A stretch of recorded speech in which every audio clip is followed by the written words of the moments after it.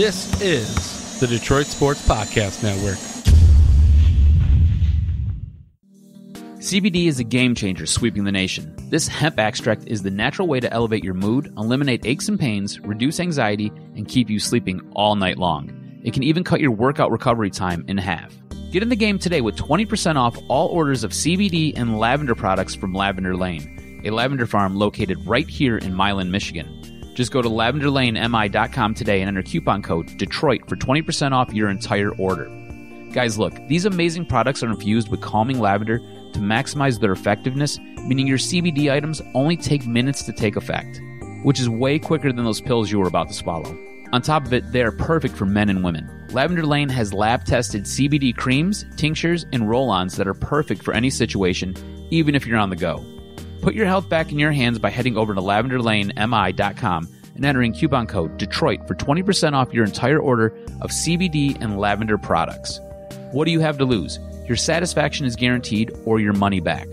So if you need lavender gifts for your loved ones or just looking for the natural way to ease your discomfort with CBD, go to lavenderlanemi.com and use coupon code DETROIT to unlock these miraculous benefits of CBD and lavender.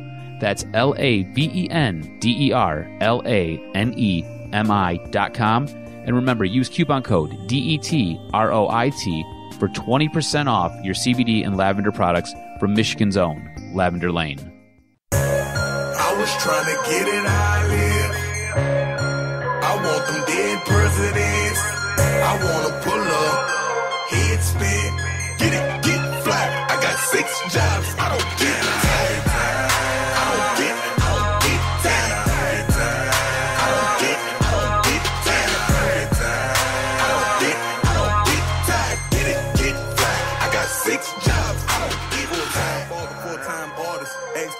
Grind harder, learn from every time you ever fail. If it never fails, just grind smarter. And we are still not tired on this week's episode of Two Bad Hombres. I am your host, Vito Chirco, alongside nobody. And as I record this podcast, I am drinking a cup of coffee, and I am messed up beyond epic proportions. And that is because, I haven't had a doctor advise me, guys, not to drink coffee anymore, but I have said on the Detroit Sports Podcast Network airwaves in the past that the coffee just gets me going. I get the jitters, get the nerves, get all excited and too excited, and I'm still drinking coffee, regardless of the fact that it does all of that to me, to this little body that yours truly contains. But anyways, now to the sports and to the topics, the hot topics on this week's episode of Two Bad Hombres. And the biggest one of note to me is actually regarding the Detroit Lions playing the Oakland Raiders this Sunday at the Oakland Coliseum. And I bring it up because, as with any game now for the Lions, and you could say for the Michigan Wolverines as well, another team that I pay close attention to, it's a must-win game. And it's a winnable game, even on the road for the Lions this weekend. And I wrote a piece recently, and actually it came out on Saturday morning that is, for SI Lions Maven, the SI-affiliated Lions website that John Macaroon and I are currently writing for, and I'm serving as the editor for. And I wrote about the 3 keys to victory for the 3-1 Detroit Lions against John Gruden and the Oakland Raiders on Sunday. And remember, guys, the Lions are going for 2 straight victories. Yes, a winning streak of 2 games, which they did capture earlier this season as well, when they beat the LA Chargers in Week 2 and then the Philadelphia Eagles in Week 3. When they started making people believe that they were for real, were contenders and not pretenders. Yet, once again, as it seems like always is the case with the Detroit Lions, year to year, they have been proven to be fraudulent, standing at, once again, 3-1. And sure, they still have an outside shot at making the playoffs, but who really believes that the Lions, under the leadership of Matt Patricia as the head coach and GM Bob Quinn, are going to make the playoffs in 2019? Anyways, I digress, as I want to get to the 3 keys to victory for the Lions in this matchup once again. And the first one that I did write about was stopping Raiders rookie running back Josh Jacobs. Now, he's had a great start to his NFL career with 620 rushing yards and 4 TDs through 7 games. He's also averaging a very impressive 5 yards per carry. And as has come to be expected with the Lions' rush D, it'll be tough to stop Jacobs. And just look at this number. Listen to this number, which screams at you how much the Lions have struggled at stopping the run thus far this season. The Lions' D has allowed 130.7 rushing yards per game up to this point in the season. So through 7 games, that many rushing yards allowed per contest for Matt Patricia and company. And that is inexcusable. Cannot happen, yet it has up to this point. Even though I must say in defense of the Lions, they did do a great job at containing second-year New York Giants running back Saquon Barkley a week ago, as they limited him to 64 yards on 19 carries.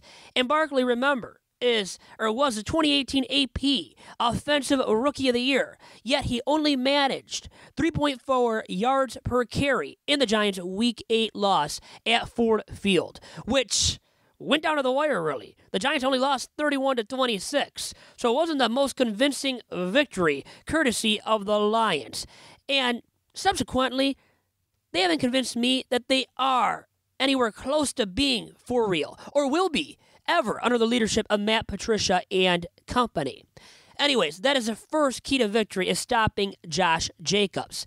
Now to my other key to victory, second of 3. It is stopping Raiders wide receiver and 5th-year wideout, Tyrell Williams, formerly a member of the LA Chargers, who previously, remember, were the San Diego Chargers. So when Williams first came into the league, guys, he was a member of the then San Diego Chargers. And in season number 2 for himself in the league, he actually recorded a career-high 7 touchdown catches. He has 5 already this season, and 5 in that many games, as in 5 games that he's played in with the Chargers this season. Thus, he has easily emerged as Raiders quarterback Derek Carr's go-to target. And remember, it was going to be all about AB, Antonio Brown, and that was the greatest offseason acquisition many thought, and John Gruden and Mike Mayock in the Raiders front office thought that Antonio Brown would come out of the field and pay huge dividends for the Raiders' passing attack this season. Yet, Brown was cut before the season even started, and Williams has taken his place clearly as the Raiders' number 1 wide receiver, once again with 5 touchdown catches in as many games. And he recorded 3 catches for 91 yards and a touchdown in the Raiders' 27-24 loss to the Houston Texans a week ago. Easily, he's been a menace for opposing defenses all season long, and I don't see that changing on Sunday against the Lions. Now to my last key to victory for the Lions. Perhaps the biggest one for the Lions to capture a victory in Week 9 is Matthew Stafford, the Lions' franchise passer, continuing his solid play in the 2019 campaign. And the Lions' 11th-year passer has certainly bounced back after a very disappointing 2018 campaign, in which he clearly regressed with the stats all across the board. But through 7 games this season, he has definitely once again bounced back and looked really solid, and in fact, been one of the best quarterbacks in all of the NFL, currently ranking tied for 5th with QBR, a QBR of 70 through 7 games. And he had a big week a week ago against the New York Giants with 342 yards and 3 scores through the air. And a week prior, he threw for 364 yards and 4 touchdowns. So he's thrown for at least 3 touchdowns and at least 342 yards in each of his last 2 games. So Stafford has been money the last 2 weeks and all throughout the season as one of the top 10 quarterbacks in all of the league. And remember, guys, the Raiders possess a very porous pass defense, ranking 30th in the league currently at 285.3 yards allowed per game through the air. Meanwhile, Gruden and company fare much better at stopping the run. In fact, they ranked 9th in rushing yards allowed per game at 92.9 yards per game allowed. And then you bring into the equation the Lions' rush D has sucked all season long, rushing for only 96.9 yards per game, which is good for just 22nd in the league. And now, without number 1 back Kerryon Johnson, the Lions' ground game is even weaker. So don't expect much from the Lions on the ground in this one against the Oakland Raiders. But through the air, expect Matthew Stafford to have the ball in his hands a lot, early and often, as I put in my piece for Lions Maven this week. So those are my 3 keys to victory for the Lions in Week 9 against the Raiders. Once again, they are stopping Josh Jacobs, the Oakland Raiders rookie and outstanding running back. Also stopping Tyrell Williams on the outside. And then getting Matthew Stafford, once again, to continue his stellar play to open up the 2019 campaign. And with all of that being said, I expect a close contest on Sunday for the Lions. And I do expect, though, the Lions to get it done, but once again, to squeak out a victory at the Oakland Coliseum. And now, switching gears here real quick to something else that is not even sports related. And it's something that is dear to me, just entrenched in my heart, and it means a ton. And it's about my girl, Mariah Carey. Did you guys know that it is the 25th anniversary of All I Want for Christmas Is You, her stellar single from the year 1994, a year after my mom gave birth to me. I mean, and what a legendary and historic moment that was when she gave birth to me. But even more historic and legendary was when my girl, Mariah Carey, came up with that hit single that just was a stellar single right from the beginning, and it's still so relevant to so many people, including people younger than me, that weren't even close to being a thought, close to being conceived back in 1994. But anyways, I digress here, as I want to get to 25 things you perhaps never even knew about Mariah Carey's Christmas hit. And here are the 25 things you didn't know about Mariah Carey's All I Want for You, All I Want for Christmas Is You hit Christmas single, which is one of the greatest Christmas songs of all time. Now, this topic is inspired by a Huffington Post article, and it was penned by Matt Bagwell, not to be confused with the former Houston Astros legendary first baseman Jeff Bagwell. Anyways, Matt penned this piece on the 25 things you didn't know about Mariah Carey's All I Want for Christmas Is You single. And as I read this piece, look over it with you, the first thing he put here is that the song was written in super quick time, which is really surprising to me. But it only took Mariah and her co-writer 15 minutes, actually, guys, to come up with the chords, the structure, and the melody of the song. As Matt put in this piece, it's taken us longer to order a pizza. That is true. That is true, definitely. Number 2, Mariah's unknowing relatives inspired some of the lyrics. And he goes on to write, the inspiration for the lyrics came from Mariah's own not-so-great experiences of Christmases past, growing up without much money. And open quotes here from Mariah, I did have to sit back and go, what do I really want to write about Christmas? Close quotes. She revealed in an interview with an entity, and she also continued to say here, open quotes, I was like, I'm going to write from the place of that kid that didn't grow up with any money, that always wanted to have the most festive Christmas. And somehow people I was related to would come in and ruin the holiday every year. Close quotes. And that was from an interview with Genius. At least that's how I think it is said, because it looks like the word genius. It's spelled like it, so I think that's the name of the publication. Anyways, that was number 2 on his list of 25 things you didn't know about Mariah's hit Christmas single. Number 3 is Mariah's co-writer had major reservations about the song at first. That is something in itself as well, as her co-writer And he admitted he wasn't a fan of the song at first, saying, "At the time, I thought it was overly simple and I really didn't like it," as he told the American Society of Composers, Authors, and Publishers in 2014. He added here, and this is all directly from his mouth, so open quotes, "The oversimplified melody, I guess, that made it so easily palatable for the whole world to go, oh, I can't get that out of my head." Number 4, he also wasn't a fan of Mariah's vocal delivery. The melody, Matt Bagwell goes on to write here, the melody that Mariah came up with also faced some resistance from her co-writer.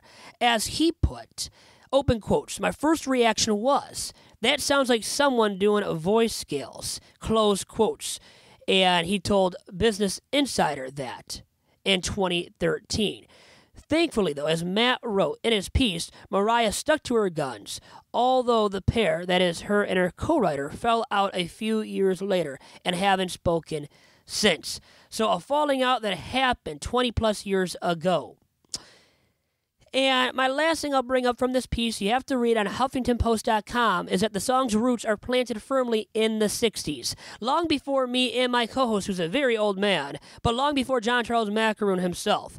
Sonically, the song was inspired by Phil Spector's wall of sound production technique and his roster of 60s girl groups like the Ronettes and the Crystals.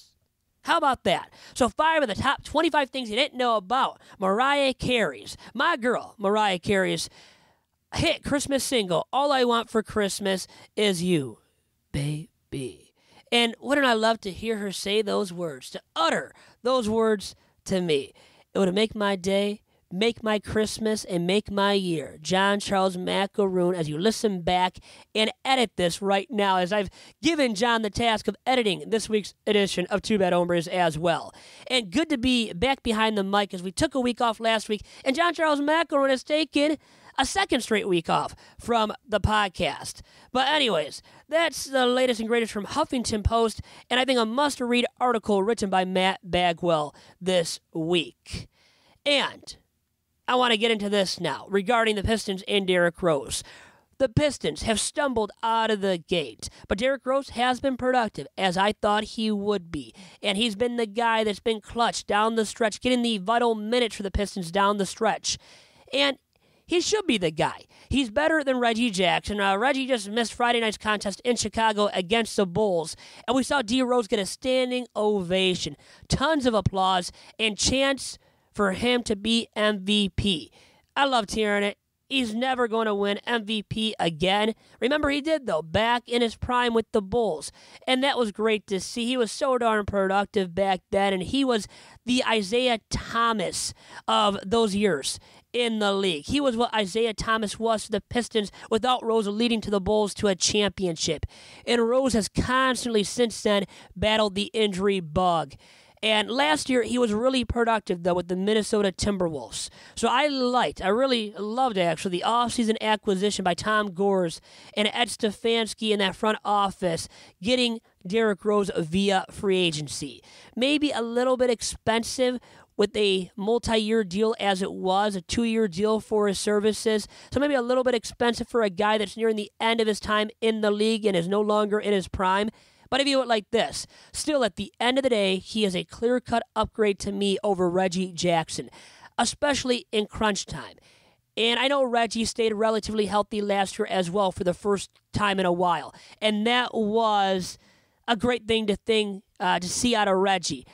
But I don't trust Reggie Rue being the Pistons' answer at the point guard position in the long term, even in the immediate future, as in this season for the Pistons. I'd much rather see Derrick Rose get the vital minutes down the stretch, which once again he has up to this point in the campaign, with the Pistons struggling in under 500 so far. And Rose, and I think smartfully, or just in a smart fashion, has been receiving a restricted amount of minutes. He's on this pitch count per se, that quarterbacks have and pitchers have. So it's a minutes restriction on a nightly basis. And I like that Dwayne Casey and company has implemented that for Derrick Rose. But in 20 to 25, really about 26 minutes per game, he is averaging a good amount of points. He's scoring the basketball. He's looking fresh, and he's bringing a lot to the Pistons overall-wise offensively. So you can't be upset with what he's brought to the table thus far this season for the Pistons through 6 games. Averaging, guys, by the way, 20.8 points per game on an impressive 56.2% from the field shooting and 6.3 assists per game. So all of those totals would be increased totals from a year ago when he played 51 games with the aforementioned Minnesota Timberwolves. So I wish Derrick Rose the best of luck this season in a Pistons uni. Now, transitioning to another fresh and hot NBA topic, and that is Steph Curry going down with a hand injury. Will miss now the next 3 months at the very least, when they will reevaluate him and that hand to determine whether or not he should play at all the remainder of this season. But it brings up a relevant topic, that is the Warriors sucking it up this season and now perhaps looking to tank. Why not? When your team is already injury-ridden, is without the services of Klay Thompson, one of the best two-way players in all of the league, if not the best two-way player in today's game. And then Steph Curry is out as well. So Steph and Klay, your backcourt is gone. Kevin Durant left in free agency to join the Brooklyn Nets. Draymond Green is now your leader on and off the floor. You have D'Angelo Russell, who you gained in that sign and trade with the Nets in the offseason, but D'Angelo Russell is all offense, no defense. And then Draymond Green really is your veteran leader on the floor, especially when it comes to the defense. And the defense for the Warriors up to this point in the campaign has sucked. And the Warriors are way below 500. I think even worse off than the Pistons the remainder of this season without the services of Steph Curry. So the Warriors should pack it up and tank the remainder of this season. Then, more than likely by tanking, they're going to get a very high lottery pick. So not only a lottery pick, but a top 5 to top 3, and I think a top 3 pick, meaning your chances of landing a star player to build around for future seasons is extremely high by tanking during the 2019-2020 campaign. So it'd be in the best interest, I believe, of the Golden State Warriors to go in that direction for the duration of the 2019-2020 campaign. Now, to the final topic of this week's episode of Two Bad Hombres, and that will be about a couple of MLB free agents this offseason. And we saw the Washington Nationals surprise the masses by winning in 7 games against the vaunted Houston Astros, who won 100-plus games during the 2019 Major League Baseball season. And I believe they were the clear-cut best team all year long, despite the Twins, the Yankees, and the Dodgers in the National League also winning 100-plus games. But the Astros, from top to bottom, with their roster, from top to bottom in their lineup, from top to bottom in their rotation, were the most talented team. Yet, the Nats were the team of destiny and got it done in 7 games, and in record fashion. And why it is so historic is because the Nats won a series in which they didn't win a single home game. They won the World Series by not winning a single home game, guys. And it was the first time in Major League Baseball history, but also in postseason history, in the NBA, and in the NHL as well, when you consider those 3 pro sports leagues that have 7-game series throughout their playoffs. It was the first time where a team won all its road games, and both teams won all the road games in a 7-game series. The first time in postseason history among not only Major League Baseball postseason history, but also NBA and NHL 7-game series postseason history. So mightily impressive from the Washington Nationals. And with the Nats claiming a victory, well, guess who also got rings for the first time in their respective careers? Former Detroit Tigers and Tiger greats Anibal Sanchez and Max Scherzer. Scherzer came in, started Game 7, and got it done for the Nats. Was dealing with some nasty back spasms, missed some time during the regular season, and wasn't the sharpest Max Scherzer of all time. And he's a guy that's won multiple Cy Young awards. multiple with the Nats, including one with the Tigers. So this guy has done almost everything in his big league career outside of winning a World Series championship until this fall, claiming a World Series title very recently, in this past week, with the Nats. And his former Tigers teammate, his current Nats teammate, Anibal Sanchez, also getting a ring for the first time in his major league career. And then there is the ageless wonder who is 40-something years old, maybe even 50, because we don't even to this day know the exact age of Fernando Rodney, the former Tiger reliever and Tiger closer, also claimed his first World Series championship in his career. So 3 former Tiger greats got their World Series rings by winning with the Nats in 7 games this season.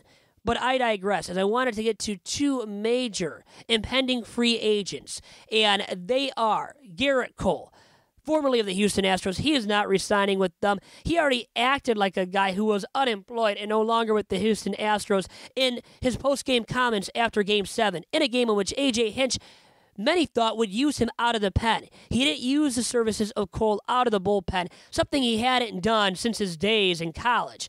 But it was Game 7. A.J. Hinch, it was the right time to use your bona fide ace, the best pitcher in all of baseball, the guy that's going to win the American League Cy Young Award in 2019. It was the right time to use him out of the pen, yet you decided not to, and you made a dire mistake, a mistake that perhaps cost your team in the end. Even though, guys, it was against a team that was a team of destiny, and the Nats won all these games on the road, so I don't think they were going to lose no matter what. But the Astros, if they would have used the services, the great arm and talents of Gerrit Cole out of the pen in Game 7, you would have enhanced your odds to win that series, guys. As simple as that. So still, at the end of the day, he made a calculated risk, and a big-time risk, guys, by not using Gerrit Cole out of the pen in Game 7. And now he's a free agent. He's from L.A., went to college in California. So this is a guy we believe, many strongly believe, will not re-sign with the Houston Astros this offseason. And I see him signing instead with the now Joe Madden-led L.A. Angels of Anaheim. They're looking to spend big, and big this offseason specifically on starting arms. They need an upgrade big time there at the top of their rotation, especially after Tyler Skaggs died mid-season tragically. He was their best starting arm leading up to that point, and as you look at the stats across the board from the Angels' starting arms in 2019, there's no doubt he was their best starting pitcher, and he was starting to turn a corner, yet he passed away tragically, and nobody was able to fill the void for the Halos, who dropped off significantly as the season progressed. They need that upgrade once again, clear cut, that bona fide ace to lead their rotation going into 2020 and beyond for Joe Madden and company. Thus, Gerrit Cole, the best starting arm on this year's free agent market. He is a guy they're going to target, and Cole, I know there's mutual interest there. So I see Gerrit Cole landing with the Halos this offseason and getting paid very handsomely. As I see it, guys, truly, Cole is a guy you give a blank check to and you say, Gerrit, how much do you want, baby? Sign on the dotted line with whatever terms you believe are right for you. So that's what I see with Gerrit Cole this offseason. I see him landing once again with Joe Madden and the LA Angels of Anaheim.